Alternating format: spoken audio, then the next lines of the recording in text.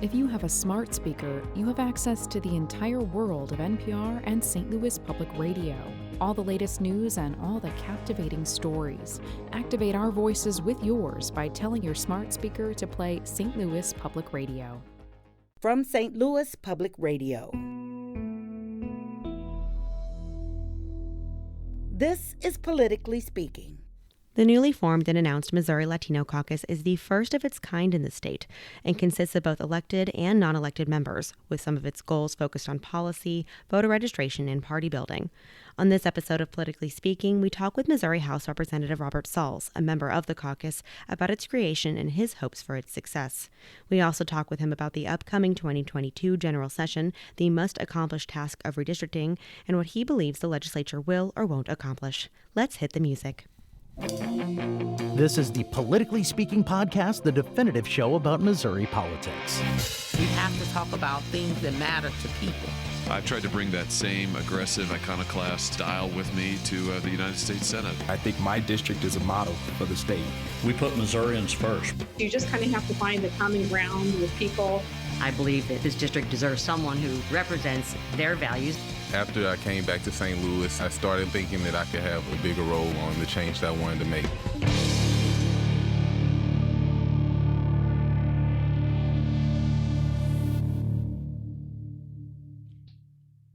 Welcome to Politically Speaking. I'm your host, State House and Politics reporter Sarah Kellogg. Joining me is my co-host, St. Louis Public Radio's political correspondent, Jason Rosenbaum. Jason, it's good to have you back. It's good to be back. I was in the podcast wilderness for 2 or 3 weeks because of the birth of my daughter, Adele Todd Rosenbaum. But I'm back for now, but I will be gone again next year, and I will explain that in more detail at some point in January. Oh yeah, we'll cross that bridge when we come to it. I don't need to psych myself out for hosting that many episodes in a row without you. But joining us via Zoom today in his office, which is in his district, he's the representative for the 21st district covering Jackson County, Robert Sauls. And we're so happy to have you on the show for the first time because this is your debut for our listeners. I would love for you to tell us about yourself, why you decided to get into politics, about your district, your experiences, just kind of give us a little bit about you. Yeah, sure. So I guess the first thing I would say is that I am an attorney by trade. I grew up in this district. This is my hometown. So I'm representing the town in which I was born and raised in. My background as an attorney, I was a prosecuting attorney for about 6.5 years and a public defender for about 3.5 years. Also, I am a JAG, an assistant staff judge advocate in the Air Force Reserve. So I do that. And then also this as a state representative. And I guess as far as how I got into politics, I think 2016 meant a lot of things to different people. And for me, I saw it as an opportunity to get involved. I always had an interest in politics, but that year specifically, I thought that we needed to have people who actually cared and wanted to make a difference. And that's what I've modeled my life after in many different ways. So 2020 was a markedly different contest for you. I don't believe you had a Republican opponent in 2018. That's correct. In 2020, you did have a Republican opponent, Vicky Riley, and you won by 36 votes. And one of the things that I've been wondering for a while is Independence has traditionally been a very Democratic area. I mean, it is the hometown of Harry S. Truman, so it's kind of synonymous with Democratic politics. Why has this area become more of a swing city in the last 3 or 4 election cycles? I don't live in Kansas City. I'm not an expert on Kansas City politics. I'm genuinely curious why an election like yours last year was so close. Yeah, well, I think, first off, so you go back to 2016 and Trump did win. Trump won my district, but every other Democrat on the ballot won my district. This last cycle, I think with Trump on the ballot, you saw a lot of people, you saw a little bit of a change, right? I mean, Trump still won my district, but I beat Joe Biden, I beat Nicole Galloway, I beat every other Democrat on the ballot in votes. So I would say that I think that Trump being on the ballot makes a big difference. I think my district is a traditionally, as you indicated, I think it's an old school blue district. And, the issues that I focus on are the ones that I think matter. And I think that's part of the reason. We're excited to dig into this week's primary topic, which is about a newly created and announced caucus, which is the Missouri Latino Caucus. Representative, give us an overview of the caucus. Yeah, so, I'm very excited about this, and I think it's long overdue. I think Latinos are one of the most underrepresented groups in government in the state of Missouri. Representative Ani and I are the only two members out of 163 in the Missouri House who identify as Latino. And to give you a frame of reference, there were 6 people named Jeff in the Missouri House last cycle and only 2 Latinos. So I think this is long overdue. And I believe that the Democratic Party is the big tent party. I truly believe there's a place for everyone here.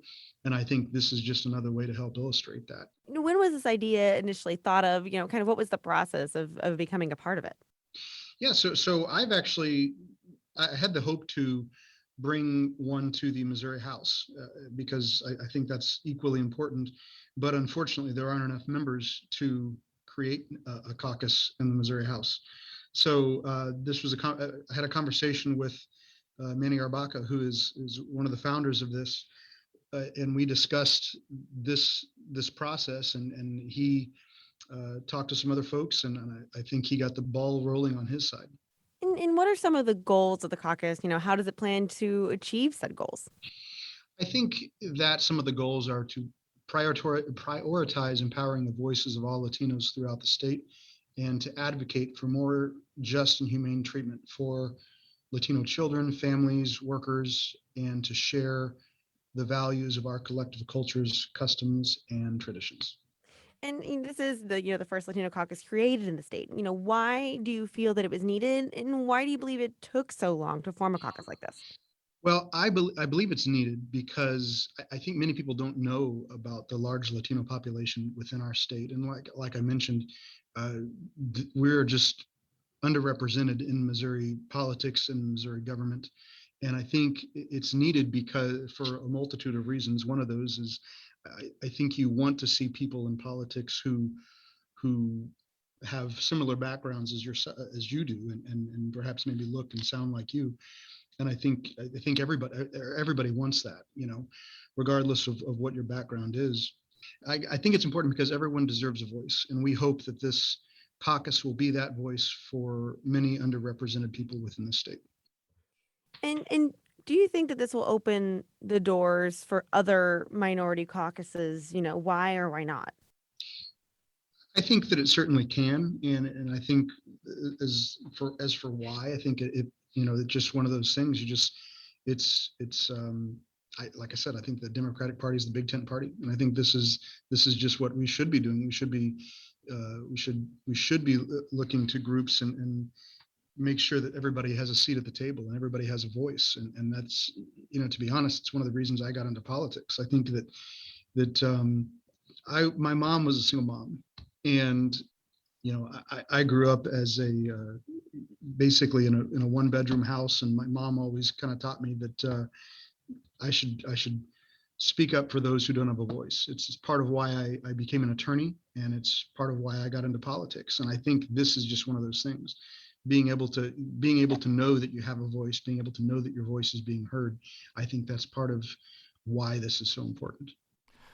I think that one of the anecdotal reasons why people from Mexico or Central America don't come to Missouri, I think there's 2 reasons. Number one, Chicago is a huge hub for Latinos. I'm from the Chicago suburbs and grew up around a lot of people whose families immigrated from Mexico and other Central American countries. So I think that's one reason. The other, though, Missouri political leaders, and frankly of both parties, have a pretty long tradition of really harsh rhetoric against legal and non-legal immigrants. And I'm curious how you think this caucus is going to change the perceptions of that issue, with the caveat that I understand Latinos are not monolithic on immigration. There are probably Latinos that want to reduce immigration from countries like Mexico, and there's probably people that want to increase it. Like, how do you think the formation of this is going to change the dichotomy of that issue?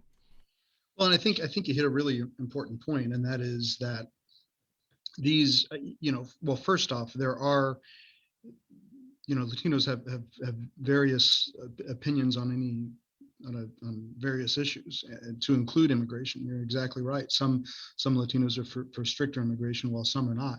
I think finding the collective voice is the important thing. I mean, I think, for example, DACA is one of those things that most people, regardless of your nationality, tend to think that someone who's been here since they were 2 and are 25 and have all these ties to the community and are doing, in many cases, serving in the military and working and going to school.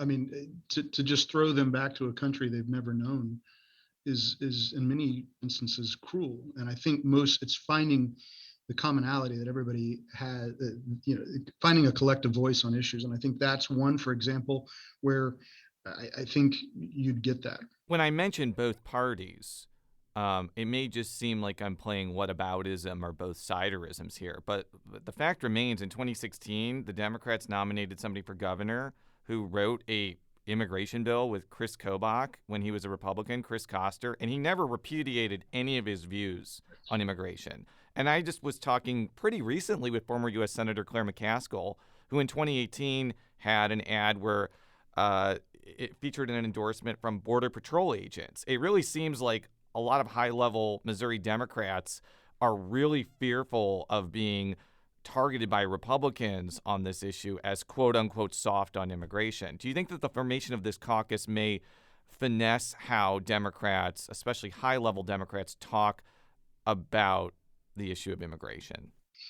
Yeah, well, I hope so. And ultimately, I think what you've tuned into is unfortunately that's politics, and people tend to focus on messages that are popular. And I think that is one of the things that many politicians do. And while I certainly understand, I think the bigger issue is humane treatment, right? If I'm personally I'm not saying anything to the degree of open borders or anything like that, but I do think we should treat people humanely. And I think that is one of those things that it should be guaranteed. It should be required. I think a lot of times it's a matter of you treat people the way you want to be treated, not because of who they are, but because of who you are. And I think that as a state, as a people, as a country, I think it's important that we do that. This caucus consists of both allies and members. Kind of why this distinction? Why include allies in this conversation? Because I think ultimately we're all part of it, right? If you want to know, it's kind of that. I know Jason Kander has repeatedly mentioned the pick up an oar comment. I think it's the same thing here, right? Just because I'm an elected representative, there are members as well. I think we all have a part in this. We all have our work to do, and everyone deserves a voice. And we hope that we can be that voice. And it also is formed by both elected officials such as yourself and supporters. Do you think this bolsters or does it damage the political power of the caucus if it consists of people who are just beyond elected officials? No, I think it's helpful. I think it's great because, quite frankly, a lot of times in politics, people surround themselves, with perhaps a lot of elected officials, and so that is another way that we need to be able to have. I think all opinions, just like I mentioned a minute ago, about the Democratic Party being a big tent party. I think it's the same concept. We need different, I don't want to surround myself with a bunch of yes men or yes women, yes persons. I want to surround myself with people who will challenge my opinion so that way I can make sure that I include other voices, other thoughts into what I'm thinking and what I do. What does the future of Missouri look like in terms of Latino representation? What challenges are there? Well, I think, as I mentioned, the part of the problem is that we're so underrepresented, and the hope is that I know that redistricting can be used to help with representation here, but ultimately, I'd like to see more Latinos in office. I think, as a growing population within Missouri, they should feel as though their voices are represented just as anyone else. And communities are important, representing communities. And so my hope is that this caucus will help to do that. We need to take a break, but when we return, we're talking about the 2022 session.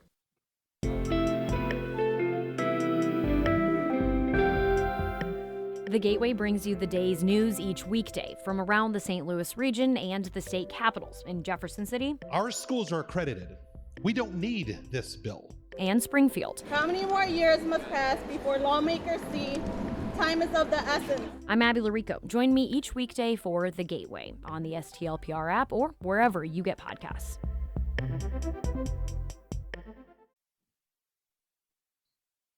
And we're back on Politically Speaking. Again, I'm Sarah Kellogg, speaking from Jefferson City.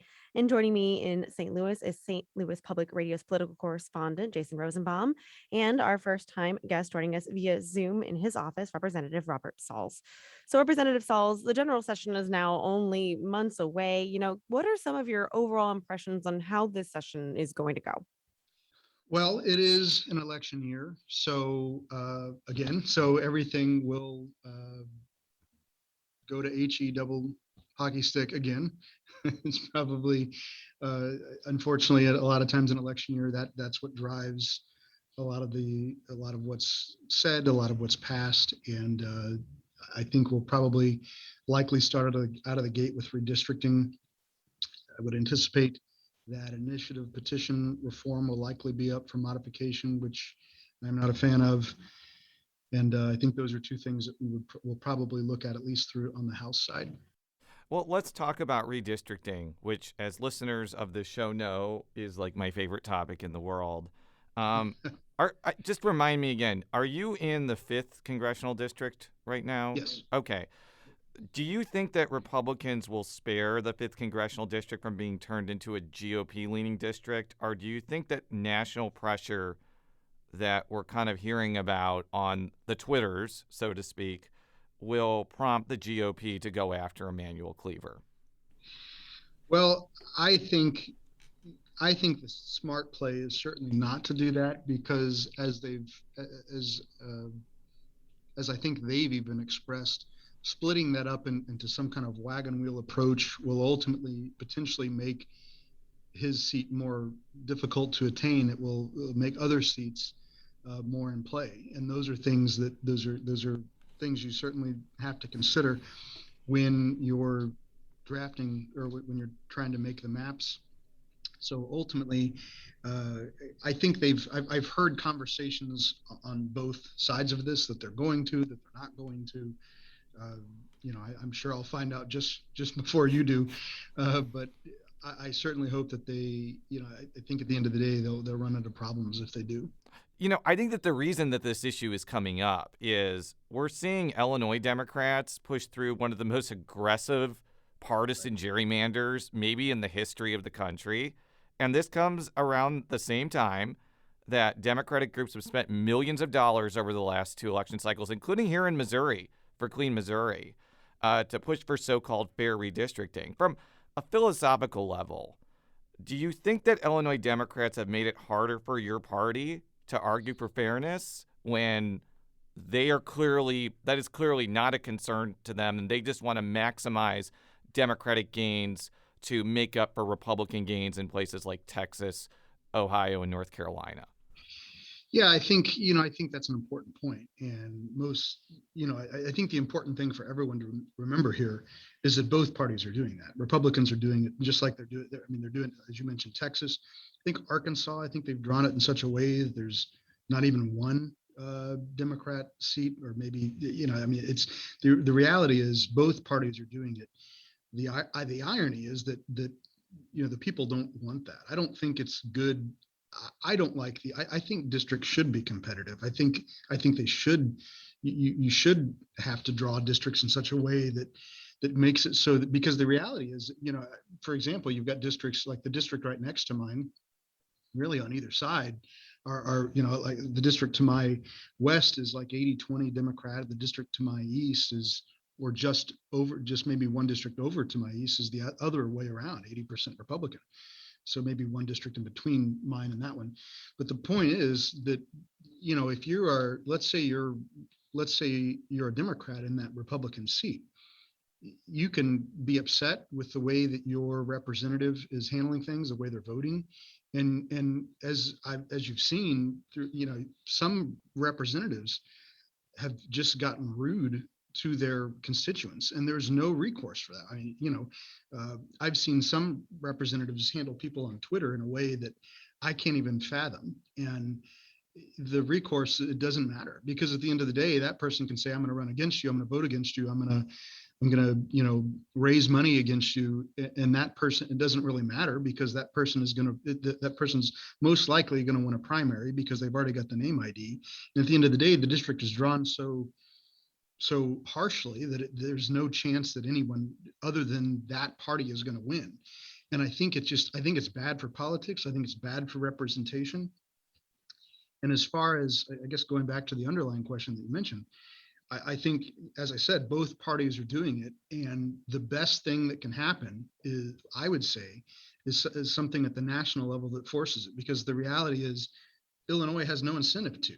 Illinois has no incentive to do this when states like Arkansas and other states are doing it as well. And I think, the district should be drawn fairly, but we're not going to see any change until there's uniform change throughout the country. And that has to, in my opinion, that starts in Washington. And we have to see something pass at the federal level that says states aren't going to do this. And so forcing like a clean Missouri type legislation that every single state will have to do. The legislature going into 2022 has some big items that they need to accomplish, like you mentioned, Representative, including redistricting, including appropriation of American Rescue Plan Act funding. What is the plan for accomplishing this? What's the plan for accomplishing those? These must need, only a tiny question of how are you going to do these giant, things that you have to get done this year?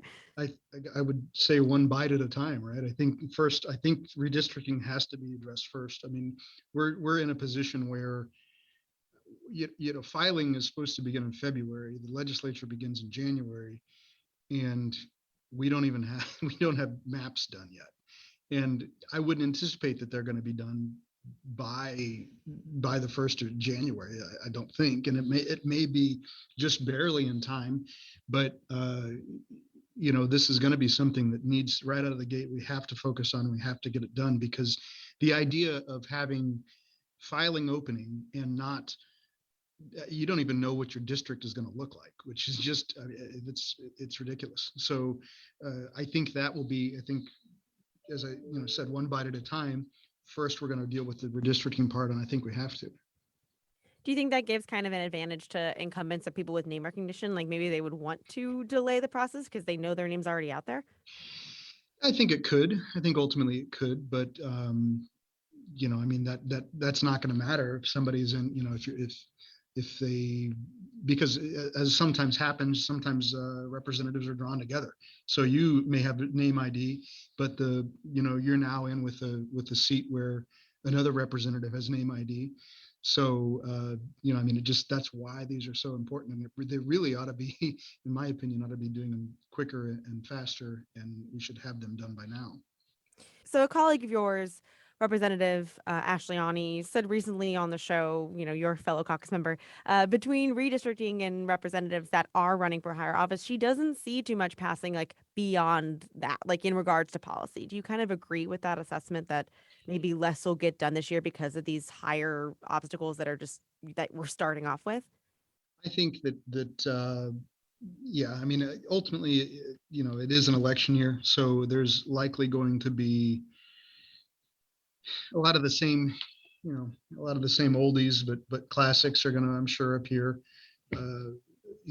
Voter suppression is likely going to be something that we seem to always address. And I think things that I think that's the problem. I have a love-hate relationship with politics.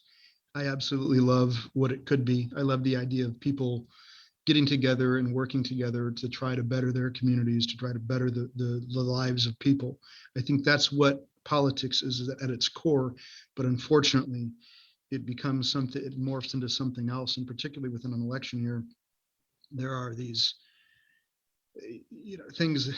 It's about flashy things in the news, right? What can we talk about that is going to get people to press a like button on Facebook or Twitter or something to that effect? And I think it's in many ways ruining politics. I guess politics wasn't ruined before. I don't know, but I would say that policy is probably, a lot of times we see the same bills. I mean, it's even in my 3 years here, I've seen a lot of the same bills over and over again, and it's just, they may pass out of the House, but they have to pass out of the Senate as well. Often, we file, I don't know, 2,000 bills a year, and 140 get across the finish line each year. So, and that's probably on the high side. I think sometimes it's 70, 80.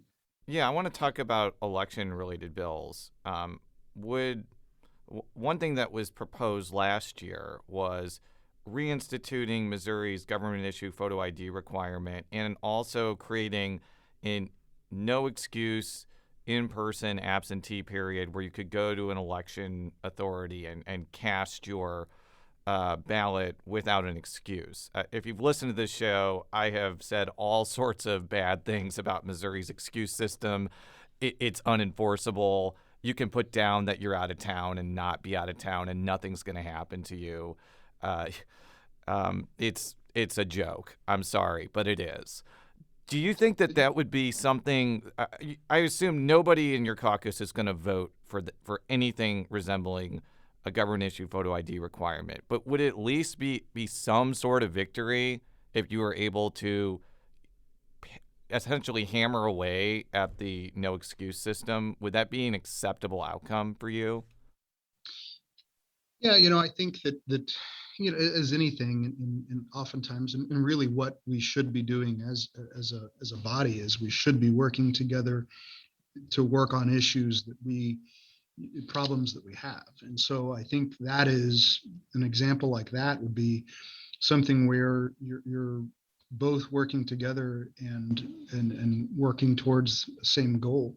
I would like, I think part of the problem we have, so that's a good example. I think the excuse absentee ballot thing is ridiculous as well.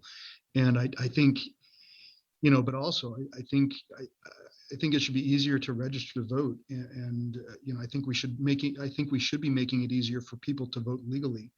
And I think what we see is something, not just throughout the state, but throughout this country, just ridiculous legislation that's pushed and put forward that, the idea that you could be a felon for giving somebody water to, in line to vote is just absurd.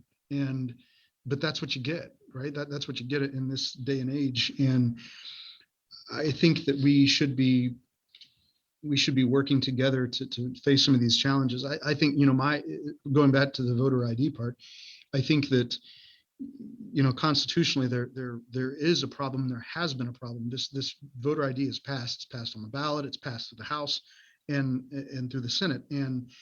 But the way that the law is drafted is such that it doesn't survive a Supreme Court challenge, and that is something you have to consider. You have to consider those things when you're making this laws like that. One other election-related question for me. One of the ideas that came out at the very end of last year's session was this idea of having statewide or congressional runoffs. And a lot of people, including myself, frankly, believe that was proposed by some Republicans who are fearful that former Governor Eric Greitens is going to get a plurality in the Senate primary. And this is a way to hold him off at the pass, so to speak. I could see it benefiting Democrats in certain ways. Like, I don't know if there's an opening in the 5th district and it's still Democratic. It may be a way to sort through that primary. What's your thought on that idea, which may or may not gain momentum in 2022? I don't particularly like it. I mean, I think that's what happens when you insert politics into elections. It's more than they already are, right? I mean, obviously they're there, but I mean, the idea that, I think this is like you mentioned, I think this is being pushed out of the fear that perhaps, that the state tends to be more red, and that someone like Greitens, if he were to win, that potentially he could lose in a statewide vote against a Democrat. And I don't, I think at the end of the day, I think that we need to be, I don't particularly like it. I don't like the idea, but I think we should just stick with what we've got. I think it's the fair way to do it. And it has nothing to do with whether or not, because there's no guarantee that he is going to win. And ultimately, I think that we then change elections for the future for this one instance in which, we're concerned that perhaps someone within a party may lose an election. I mean, that's every single cycle, right? Though Democrats are in the minority party, there have been times where the caucus has played a role in passing major legislation. The example that I use a lot now is the gas tax hike. Do you see opportunities for that to happen this session? If so, where do you maybe see that happening, bill or policy wise? Sure. So, every year I would say something to that effect happens. Just like you mentioned, the gas tax, PDMP. I mean, every year there's one bill or maybe two bills that don't get by without Democratic support. As far as what that will be this year, I don't honestly know. But I think that I think it's important that we keep pushing the legislation that we want, the legislation that's important to Missouri voters, and I think ultimately we'll come across something that we will get done. And with this giant list of to-do things, there is a very real possibility that you might run out of time. Do you think that there will be special sessions this year after the general session ends to address issues that maybe aren't tackled because of these larger items that need to get done? Just based on the way that the special sessions are initiated, it's basically either you need a big chunk of the legislature to agree to do it, or the governor has to do it. My opinion as to what the governor is going to do, I think based on the last special session that he had, I think that he has not wanted to have another one, right? I mean, I think we could have easily had one this year to address a number of things, specifically Medicaid, right? Medicaid expansion and what we're going to do and the money in there. I think we could have done that, but we didn't. Or the FRA, right? I mean, there's stuff that we could have handled that we didn't because he didn't want to have a special session. And I think that's because, and I think this just goes to the fact that, Republicans control 4 out of 5 statewide seats, and 70% of the House, 70% of the Senate. And there's still this struggle to sometimes get things done. And, I think that's a matter. I personally, I mean, I wouldn't know because I've not been in that situation, but, I feel like it's just a matter of getting people in a room. And I think that to some degree, that's kind of on the governor for not working these things out in advance. It's not like you're dealing with people who are 100% opposed to your way of thinking, and even in that case, you could still reach some agreement based off of just talking things out, sorting through things. And I think that's one of the problems with this. So as far as whether or not we'll have a special session to address this, I don't know, because I think he seems a little bit gun shy to do that, put it that way. And I probably don't see it happening through the legislature. I think that's happened maybe twice in Missouri's history. And I think it'll probably have to most likely come from the governor, and I just don't think he's going to do it. Well, thank you so much, Representative Sauls, for joining us on the podcast to talk about both this new caucus and offering your insight on the session ahead and what may or may not happen. Politically Speaking is a product of St. Louis Public Radio, which is a part of the University of Missouri St. Louis. You can follow me on Twitter at Sarah K. Kellogg. You can follow Jason on Twitter at J. Rosenbaum. And Representative Sauls, where can people find you on the internet where you want to be found? Well, I'm on Twitter and I'm also on Facebook. So either way there. Of course, any issues with help, they can always contact my office. I'm happy to help in any way that I can. Thank you so much for joining us. Until next time, so long.